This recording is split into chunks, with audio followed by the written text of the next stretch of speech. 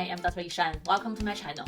When I treat insomnia problems in my clinic, I noticed something. So the major roadblockers of insomnia actually is our mindset. So when several poor nights of sleep happens, we start worrying what will happen to the sleep the next night, the next week, the next month. We're worried that if this poor sleep continues, we may end up with poor health and we may die early. So the more we are worried about the sleep, the more we try to control our sleep. However, the more control we add to our sleep, the worse we sleep. So we keep trying and nothing works. So before we realize, this turns into chronic insomnia, years after years. So if we really want to get a good night of sleep, we need to break this worry monster first. So here, I want to share with you 4 strategies to shift your mindset, and then high quality of sleep will come to you.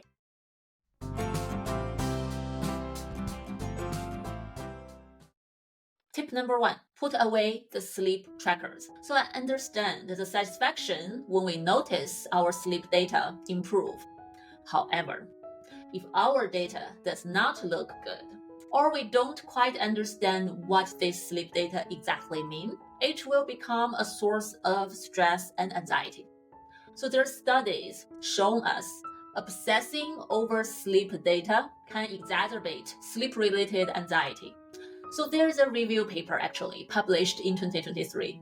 They talk about this societal phenomenon called orthosomnia. Typical behavior of orthosomnia actually include preoccupation with sleep tracker data, frequently checking the sleep tracker, and anxiety about dissociation from the technology. So the reasons behind these behaviors, according to some researchers, are obsessive pursuit of ideal sleep, free from disturbances, with regular sleep cycles, and a focus on the body's healing process. So in some clinical case reports, clinicians actually found those people with orthosomnia tendency are more likely to exacerbate their symptoms of insomnia, tend to be more anxious about controlling the sleep, and their rigid perception of sleep are really hard to change.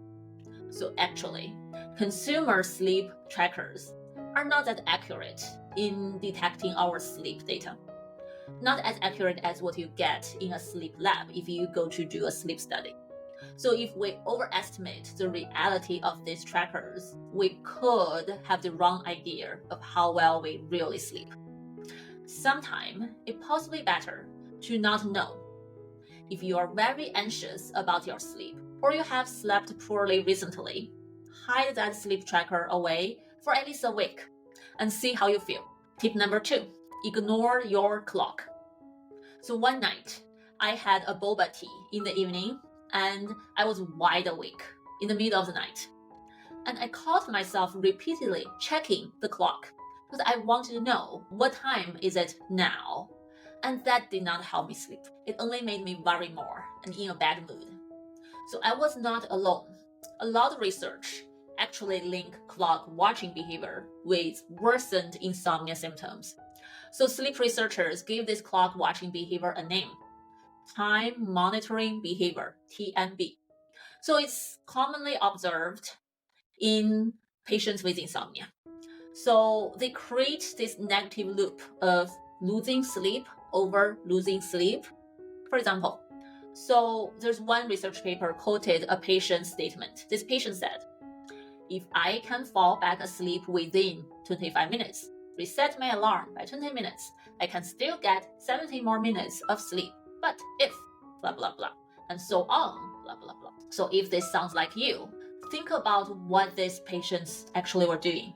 When you start calculating all the numbers, it's just gonna keep you awake even further, right? Because you're doing math in your head. How are you gonna feel sleepy? So if this sounds like you, please consider removing the clock out of your room, or at least turn the position away from you so you cannot really see what time it is at night when you wake up. Tip number 3, view sleep as a skill.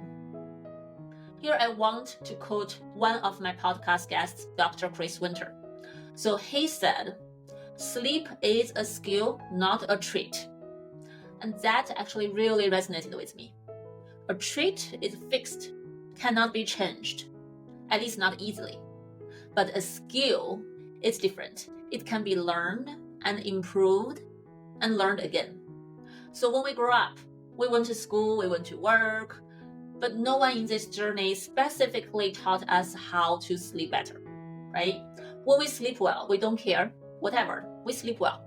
But if we have sleeping problem, we have a sleepless night, or even worse, we have a lot of sleepless night, we have insomnia, then we can get frustrated, we can be even desperate because whatever we try did not work. But once we know sleep is a skill, you can actually learn sleep knowledge, break sleep myths, increase your sleep skills, then we have hope. Also, the more we know about sleep, the less fear we're going to hold against sleep. Just like myself, after learning so much about sleep and insomnia, when I have a poor night of sleep, like everyone else, we all going to have a poor night of sleep here and there, right? I'm not worried about that at all. So my poor sleep night never really lasts for more than several days because I'm not afraid. So I just let sleep happen naturally. And I know if I don't sleep well one day, I will be sleepier next day and the next day. It's just going to help me sleep better and better. If that's you, if you have similar problem, shift your mindset and give it a try. Tip number 4, view sleep as an investment. So there are a lot of research showing us lack of sleep is associated with low productivity. And people actually make more mistakes at work and study if they are losing sleep. So if we can sleep a little bit more, we could be more efficient, more productive, and we actually could get more done in less time. So my podcast guest, Dr. Brenner, suggests us, rather than sleep being a cost at the end of the day, you should really see sleep as an investment in tomorrow's productivity and functioning. So he makes his own decision when to go to bed, depending on whether he needs a strong performance the next day. If he has a demanding task the next day, for example, he needs to give a really important presentation, he actually will go to bed a little bit earlier the night before. So I love this perspective very much. If we all can see sleep as an investment, it will be much easier for us to prioritize our sleep, rather than sacrificing it for some other things. So these 4 tips are inspired by my conversations with many of my podcast guests, those very knowledgeable sleep experts, and in my own journey of pursuing a better sleep quality, and in my own clinical work in treating insomnia. So these tips worked for me, and it also worked for many of my patients. Remember, mindset shift is the key for a good night of sleep. So at the end, I want to emphasize again, sleep is a very personal journey, and understand our unique needs is very important for a better sleep health. Remember, it's about the progress, not perfection. Wish you a good night of sleep. I'm Dr. Yishan. I will see you next time. Bye.